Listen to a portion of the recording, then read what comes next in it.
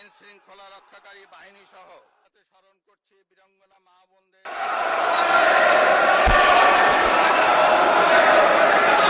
মাননীয় সদস্যবৃন্দ, আমি এখন মহামান্য রাষ্ট্রপতি জনাব মোহাম্মদ শাহাবুদ্দিনকে তার মূল্যবান ভাষণ প্রদানের জন্য অনুরোধ জানাচ্ছি।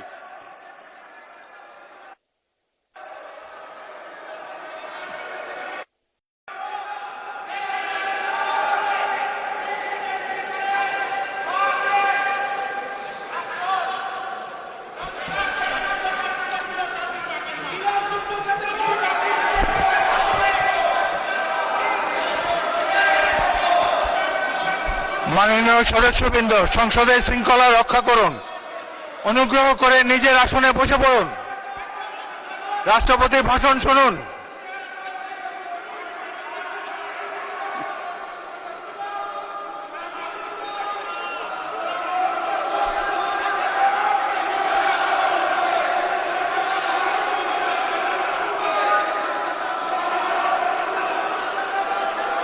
বিসমিল্লাহির রহমানির রহিম। সম্মানিত সংসদ নেতা ও প্রধানমন্ত্রী, জনাব স্পিকার ও ডিপ্টি স্পিকার, হিজ এক্সেলেন্সিস,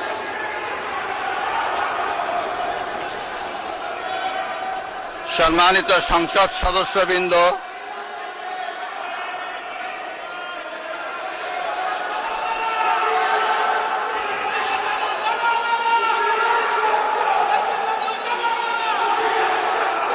আমন্ত্রিত অতিথিবৃন্দ,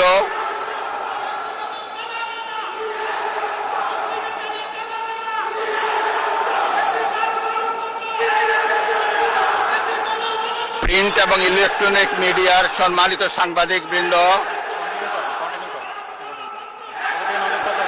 আপনাদের সবাইকে জানাই আন্তরিক অভিনন্দন ও শুভেচ্ছা।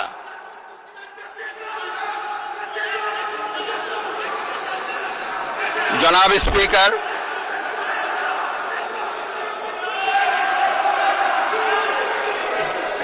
ত্রয়োদশ জাতীয় সংসদের এই উদ্বোধনী অধিবেশনে বাংলাদেশের ইতিহাসের এক ঐতিহাসিক মুহূর্ত। হাজারো শহীদের রক্তের সিঁড়ি বেয়ে দীর্ঘ ১.৫ দশকের ফ্যাসিবাদী শাসনের অবসানের পর একটি শান্তিপূর্ণ, অবাধ, সুষ্ঠু ও নিরপেক্ষ নির্বাচনের মাধ্যমে নির্বাচিত প্রতিনিধিদের নিয়ে এই মহান জাতীয় সংসদের যাত্রা শুরু হয়েছে। ত্রয়োদশ জাতীয় সংসদ নির্বাচনে অংশগ্রহণকারী সকল রাজনৈতিক দল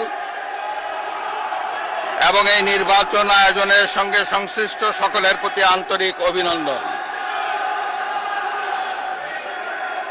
অবাধ, সুষ্ঠু ও নিরপেক্ষ নির্বাচন আয়োজনের জন্য নির্বাচন কমিশন, মাঠ প্রশাসন, আইন শৃঙ্খলা রক্ষাকারী বাহিনী সহ প্রজাতন্ত্রের কর্মচারীদের নিরলস পরিশ্রম এবং নির্বাচনে অংশগ্রহণকারী সকল রাজনৈতিক দল ও ব্যক্তি, আন্তরিক উদ্যোগ এবং সাধারণ জনগণের স্বতঃস্ফূর্ত অংশগ্রহণ গণতন্ত্রের ইতিহাসে একটি উজ্জ্বল দৃষ্টান্ত হয়ে থাকবে। বিএনপির চেয়ারম্যান জনাব তারেক রহমানের নেতৃত্বে বর্তমান জাতীয় সংসদে বিএনপি ও সমমনা দলগুলোর 2/3 বেশি আসনে বিপুল ভোটে জয়লাভ করেছে। জাতীয় সংসদে একটি শক্তিশালী বিরোধী দলের পাশাপাশি কয়েকজন স্বতন্ত্র সদস্যও রয়েছেন।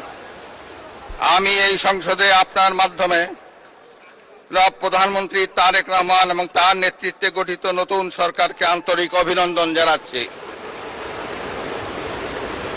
জাতীয় সংসদের সকল সদস্যের প্রতিও রইল আমার প্রাণ ঢালা শুভেচ্ছা ও অভিনন্দন।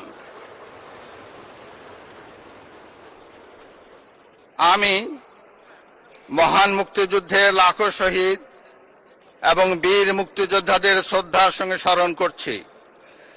একই সাথে স্মরণ করছি বীরাঙ্গনা মা বোনদের এবং আমাদের সকল শহীদদের যারা বিভিন্ন গণতান্ত্রিক আন্দোলনে শহীদ হয়েছেন।